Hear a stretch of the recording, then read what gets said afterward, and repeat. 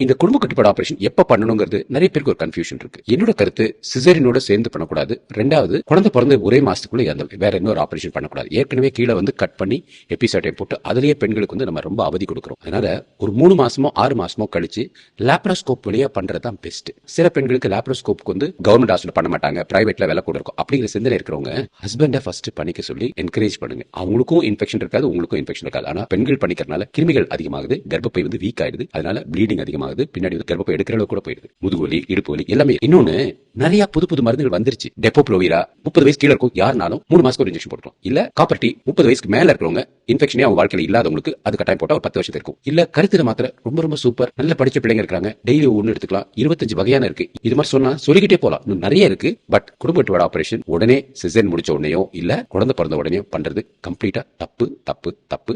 அதுக்குன்னு ஒரு ரோல் இருக்கு. அது எப்பங்கிறது ரொம்ப ரேரா தேவைப்படும்.